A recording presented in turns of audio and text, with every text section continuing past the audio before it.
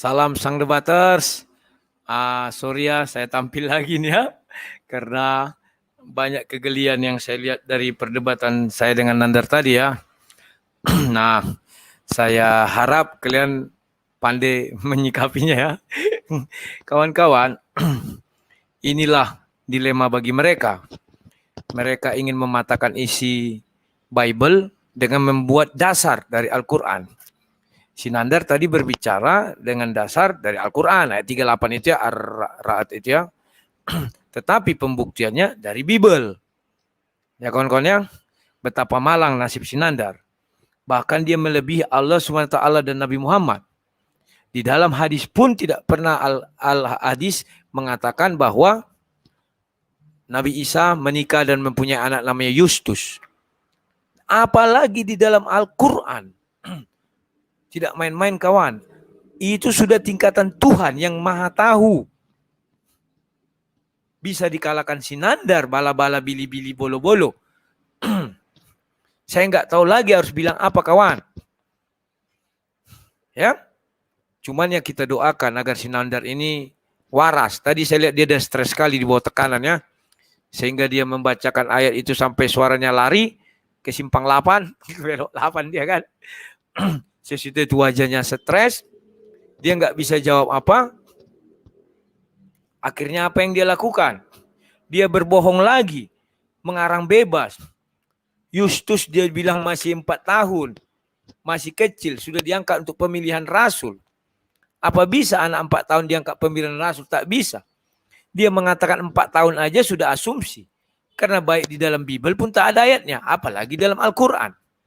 Kan demikian. Ya.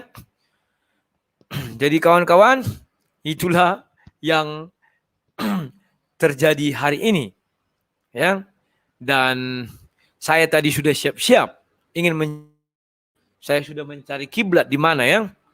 Begitu dia bisa menemukan nama istri pertama Nabi Isa, nama istri kedua Nabi Isa, saya buktikan. Karena di ayat itu katakan istri-istri.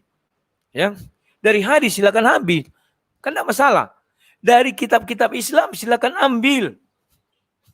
Maka saya bilang, dari mana lagi saya harus menyuruh kau untuk membuktikan itu? Saya nggak tahu lagi. Justru saya yang kehilangan akal.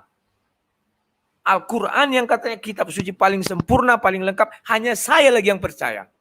Ngeri tidak? Dia tidak bisa menunjukkan dari Al-Quran. Kemudian hadis, yang begitu banyaknya hadis, yang mana bukunya di rak-rak itu tersusun rapi disusun itu, tidak bisa juga dia tunjukkan kawan. Terus dari kitab lagi,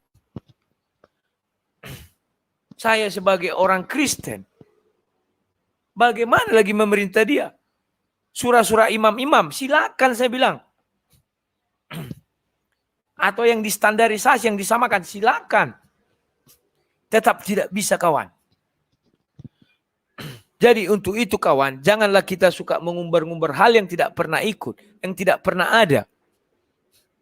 Itu keterlaluan namanya kawan. Lihat dia buat kata penutup apa? Alkitab dirubah-rubah.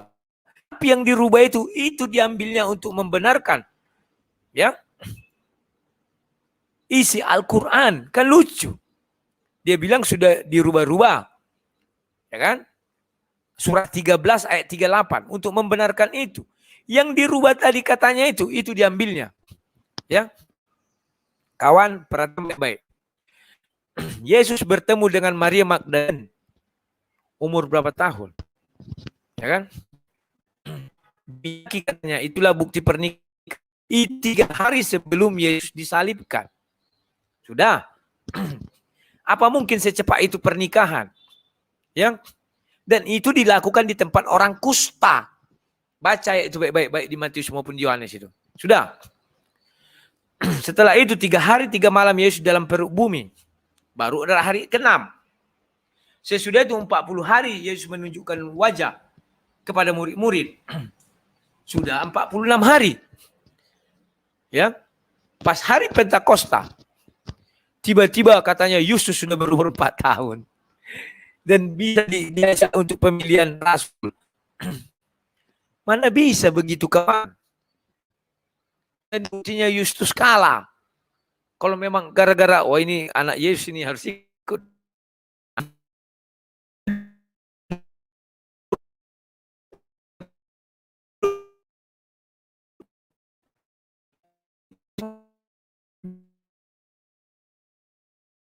Tinggal 11. Bukan dikatakan mengenai urutan. Jadi kalau diganti 2, Matias dengan Yustus, jadi 13 murid Yesus lagi ya. Aneh kan? Umur 4 tahun. Terus umur berapa tahun dia ikut dari sama Rasul Paulus? Umur berapa sih Rasul Paulus wafat? Ya kan aneh kan? Untuk menjadi imam atau ikut pelayanan atau ikut dengan rasul-rasul, umurnya berapa? Seperti Yesus 30 tahun, murid-murid juga 30 tahunan. Buat Rasul Paulus saat itu sudah 33 tahun. Sama dengan Yesus kita anggap. Tambah 30 tahun. Berarti 65 tahun. Umur Rasul Paulus. Jadi Sinandar tidak bisa berhitung. Ya. Katanya kapan Yesus, maaf ya, menggauli Maria Magdalene. Tidak bisa juga dia jelaskan. Karena pesta pernikahan sampai malam.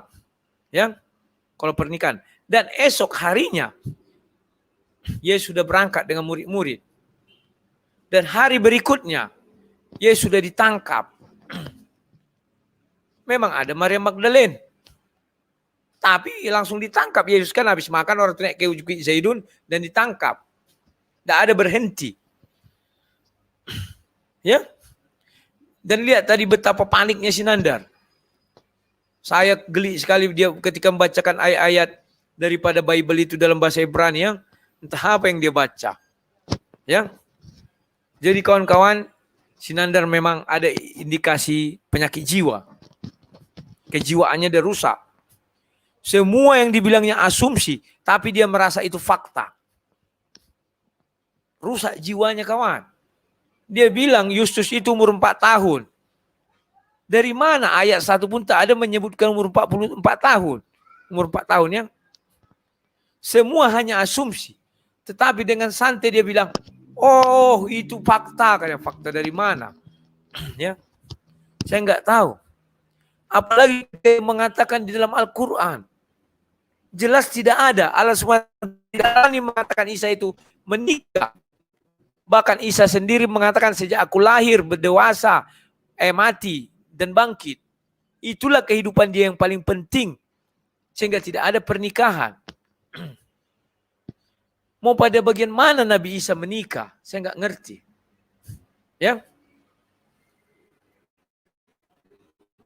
Aneh kawan-kawan. Tapi itulah yang kita lihat. Berani dia mengatakan, silakan ambil dari hadis. Nabi Muhammad pun menikah dan Yesus.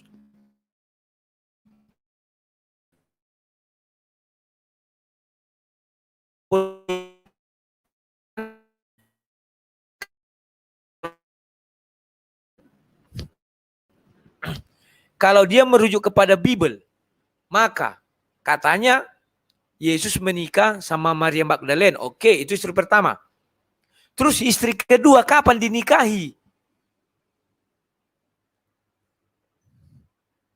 Nandar sudah tidak waras kawan.